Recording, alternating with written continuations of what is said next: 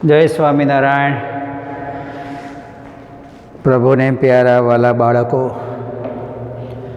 આજે આપણે એક નવા પાઠની ચર્ચા કરીશું.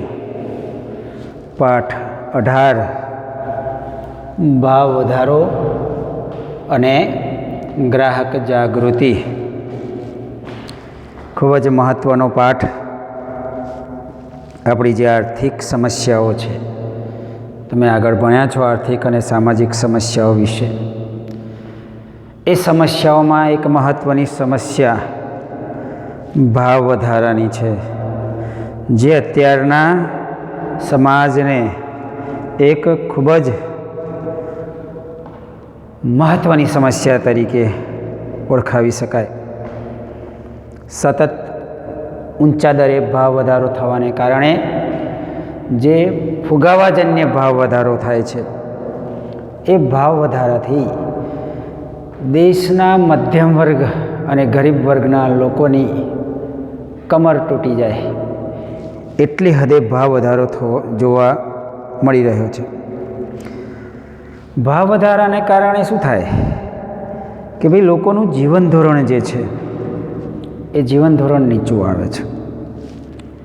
ખાસ કરીને ઉત્પાદન ખર્ચમાં ભાવ વધારો થાય છે એટલે નફો ઓછો વધે છે, અને નફો ઓછો વધવાને કારણે ચીજવસ્તુઓના ભાવ વધતા હોય છે. ઘણા બધા એના મુદ્દાઓની વાત આપણે એની છણાવટ કરી શકીએ છીએ. આપણા દેશમાં ખાસ કરીને ભાવ વધારો થાય એ જરૂરી છે. કોઈ પણ દેશમાં ભાવ વધારો મહત્ત્વનો છે, પણ એ ભાવ વધારો એની સમતુલા પ્રમાણે થવો જોઈએ. કારણ કે સ્થિરતા સાથેનો જે ભાવ વધારો છે એ આર્થિક વિકાસની પૂર્વ શરત છે એવું કહેવાય છે. સ્થિરતા સાથેનો ભાવ વધારો આર્થિક વિકાસની પૂર્વ શરત છે.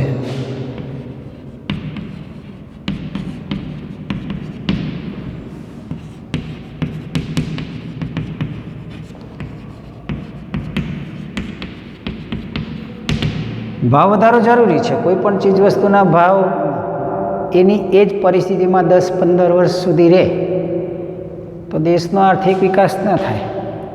સમયાંતરે ધીમે ધીમે દર વર્ષે ચીજવસ્તુના ભાવમાં વધારો થવો જોઈએ, તો જ લોકોની આવકમાં વધારો થાય, આર્થિક દૃષ્ટિએ લોકો સમૃદ્ધ બને, લોકોનું જીવન ઊંચું આવે. પરંતુ એકસાથે બધી ચીજવસ્તુઓમાં એક ધારો ભાવ વધારો થાય. અત્યારે જેમ પેટ્રોલના ભાવમાં સતત વધારો થઈ રહ્યો છે. હવે એક ધારો વધારો કહેવાય. પેટ્રોલિયમ પેદાશોમાં વધારો થાય એટલે બીજી ચીજવસ્તુઓના ભાવમાં પણ વધારો થવાનો જ છે. અને એના કારણે દેશની આર્થિક પરિસ્થિતિ, દેશના લોકોની જે આર્થિક પરિસ્થિતિ છે એ આર્થિક પરિસ્થિતિ ખૂબ જ નબળી બને છે, અને લોકોનું જીવન વિતાવવું દુષ્કર બને છે. આ ભાવ વધારો જે છે એ પરિસ્થિતિને કઈ રીતે ટાળી શકાય, એના ઉપાયો શું છે, એના કારણો શું છે, એનો આપણે આ પાઠમાં અભ્યાસ કરવાનો છે. કે ભાઈ ભાવ વૃદ્ધિના કારણોની કયા કયા છે. પ્રશ્નમાં તમારે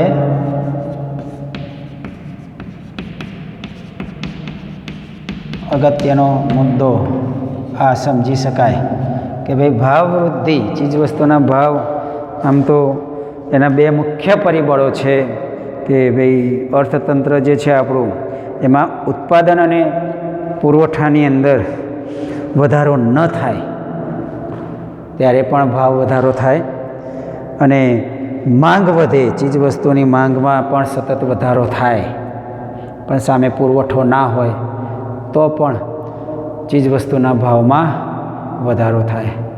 એટલે આ સમતુલા જળવાય એવા પ્રયત્નો સતત આપણું દેશનું અર્થતંત્ર કરતું હોય છે, અને એના માટે સરકાર દ્વારા ઘણા બધા પ્રયત્નો કરવામાં આવે છે. એના કારણોનો આપણે અભ્યાસ કરીએ તો એક તો નાણાંના પુરવઠામાં વધારો, પહેલું કારણ તો એક જ છે કે નાણાંના પુરવઠામાં વધારો થાય. નાણાંના પુરવઠામાં વધારો કઈ રીતે થાય? તો લોકો પાસે નાણાં આવે કે જેમ કે નાણાંના ચલણ વેગમાં વધારો એટલે કે બજારમાં નાણાંની લેવડ દેવડ વધે, શાખ વિસ્તરણની નીતિ દ્વારા ધિરાણ પરના વ્યાજ દર ઘટે, ત્યારે શું કહે છે કે બેન્કો પાસે નાણાં આવે, સરકાર નાણાંનો પુરવઠો વધારે, બેન્કો પાસે નાણાં આવે એટલે બેન્કો લોન વ્યાજ સસ્તા દરે કરે, અને સસ્તા દરે લોન મળતી હોય, ધિરાણ વ્યાજ વગરનું ઓછા વ્યાજનું મળતું હોય, એટલે લોકો ચીજવસ્તુઓ ખરીદવા માટે દોડે, અને ચીજવસ્તુઓ ખરીદે, લોકોની પાસે નાણાં આવે અથવા તો બેન્કો દ્વારા નાણાં મેળવીને પણ લોકો વસ્તુઓ ખરીદે, એટલે માંગ વધે, અને માંગ વધે લોકોની ખરીદ શક્તિ વધે, અને ખરીદ શક્તિ વધે એટલે માંગ વધે, અને માંગ વધે એટલે ચીજવસ્તુઓના ભાવમાં વધારો થાય. બીજું કે ભાઈ યોજનાકીય અને બિન યોજનાકીય ખર્ચને પહોંચી વળવા અથવા તો ખાદ્ય પુરવણીની નીતિ દ્વારા નાણાંનું સર્જન કરીને નાણાંનો પુરવઠો વધારે. સરકાર દ્વારા જે ખર્ચા થતા હોય છે, શિક્ષણના ખર્ચામાં, સંરક્ષણના ખર્ચમાં, બિન યોજનાકીય ખર્ચમાં અથવા તો ઉત્સવોનો ખર્ચ થાય, એની અંદર બજારમાં નાણાંનો પુરવઠો વધારવામાં આવે, જેથી કરીને ભાવ વૃદ્ધિ થાય છે. એટલે આ ભાવ વધારો જે છે એનું મહત્ત્વનું પરિણામ બેન્કોની હળવી શરતોની લોન, સરકાર દ્વારા પગાર વધારો થાય છે અને આવકમાં વધારો થાય એટલે લોકોની ખરીદ શક્તિમાં વધારો થાય, ખરીદ શક્તિ વધે, પહેલાં કરતાં પગાર ધોરણ ઊંચું આવે, 30,000 રૂપિયા પગાર હોય એની જગ્યાએ 60,000 રૂપિયા પગાર થઈ જાય, એટલે પૈસા વધી જાય, આવક વધી જાય એટલે ખર્ચ વધે, અને ખર્ચ વધે એટલે માંગ વધે, અને માંગ વધે એટલે ચીજવસ્તુના ભાવ ઊંચકી જાય. આ એક મહત્ત્વનું કારણ છે. બીજું કારણ છે વસ્તી વધારો. વસ્તી વધારો દર વર્ષે 1.9% દરે વસ્તી વધે જ છે. કૂદકે ને ભૂસકે વસ્તી વધ્યા કરે છે. આપણા દેશની, ભારત દેશની વસ્તી 2011માં 121 કરોડ હતી. હવે આ વર્ષે, આવતા વર્ષે વસ્તી ગણતરી થશે એટલે 130 કરતાં પણ વધી જશે. તો વસ્તી સતત વધ્યા કરે છે, અને વસ્તી વધારો ઝડપથી વધે છે, સામે ચીજ વસ્તુઓને સેવાકીય માંગોમાં વધારો થાય છે. સંસાધનો એટલા જ હોય છે, એનું પ્રમાણ મર્યાદિત છે, અને વસ્તી વધે છે અને માંગ વધે છે, અને એના કારણે પુરવઠાની જે પરિસ્થિતિ છે એ અસંતુલિત થાય છે. આના કારણે પણ અછત સર્જાય અને ચીજવસ્તુના ભાવમાં વધારો થાય. ત્રીજું કારણ છે નિકાસમાં વધારો થાય. ચીજવસ્તુઓની નિકાસ થાય.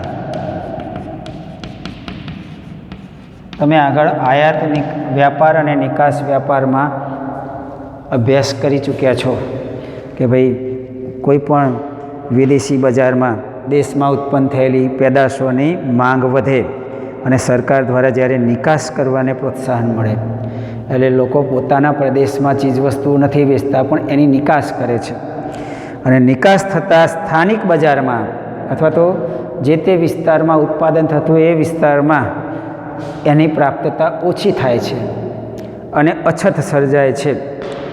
એટલે કે ભાઈ માંગ સામે પુરવઠો ઘટે છે, અને એના કારણે ચીજવસ્તુના ભાવમાં વધારો થતો હોય છે. પછી છે કાચા માલની ઊંચી કિંમતે પ્રાપ્તિ. ચોથું કારણ છે કાચા માલની ઊંચી કિંમતે પ્રાપ્તિ. કોઈ પણ પેદાશ ઉત્પાદન કરવા માટે જે કાચો માલ છે એના ભાવ વધે, એની કિંમત ઊંચી થાય ત્યારે એમાંથી ઉત્પાદિત થયેલી ચીજવસ્તુના ભાવમાં પણ વધારો થાય છે. જેમ કે કાપડ ઉદ્યોગની વાત કરીએ તો કાપડ ઉદ્યોગ માટે કાચો માલ છે કપાસ.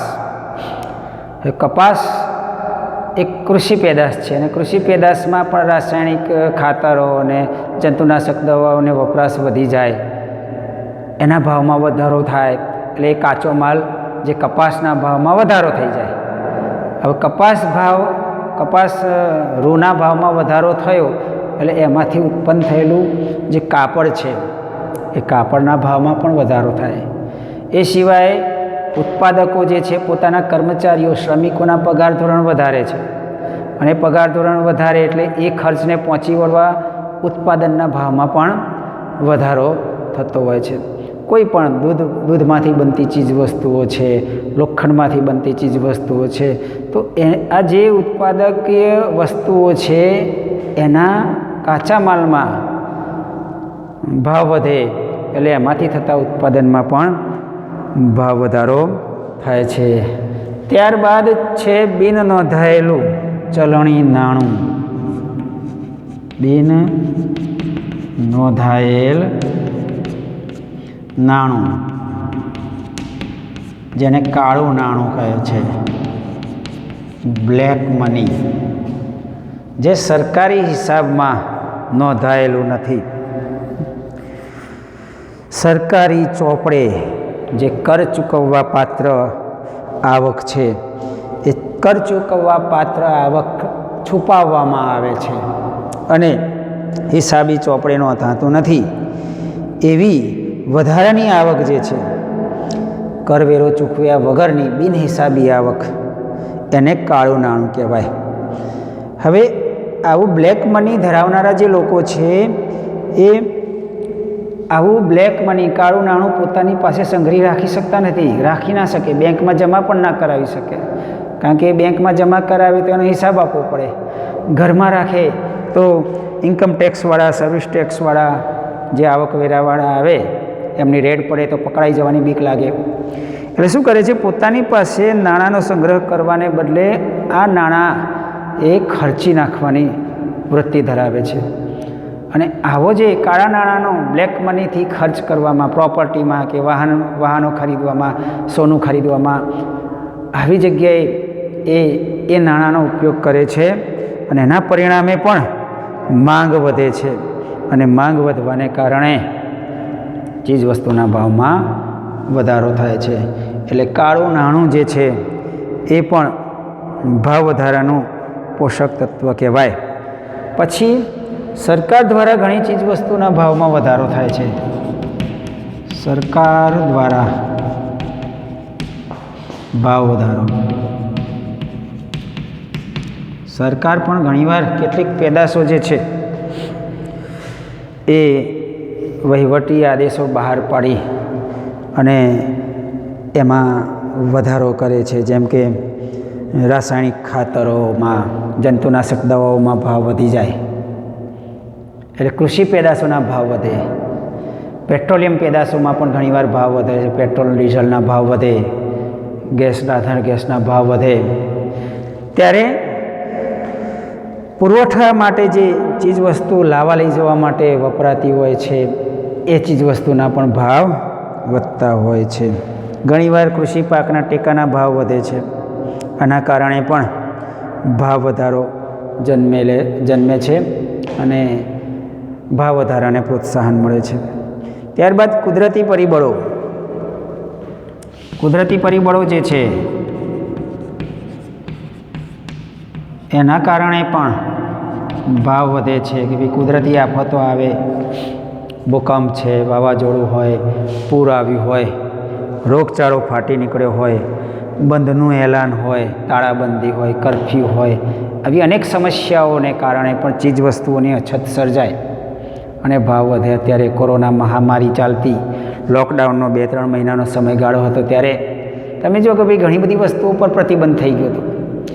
શાકભાજીના ભાવ વધી ગયા હતા, દવાઓના ભાવ વધી ગયા, કરિયાણાને એક સાથે ધસારો વધ્યો, લોકો લેવા દોડવા માંડ્યા ચીજ વસ્તુઓમાં. એટલે બબે ઘણો ભાવ વધારો થયો છતાં પણ લોકોએ ખરીદી. નશાકારક ચીજવસ્તુઓ તમાકુ, બીડી, માવો, આ બધું 5-10 રૂપિયાની વસ્તુ 25-30 રૂપિયામાં ખરીદવાવાળા પણ હતા.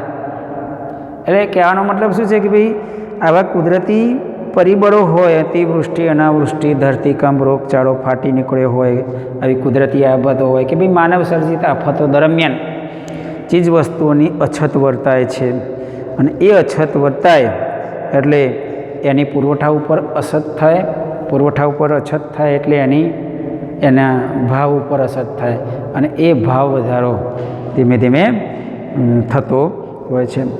પછી છેલ્લું કારણ છે દાણચોરી, સંગ્રહખોરી અને કાળા બજાર. દાણચોરી,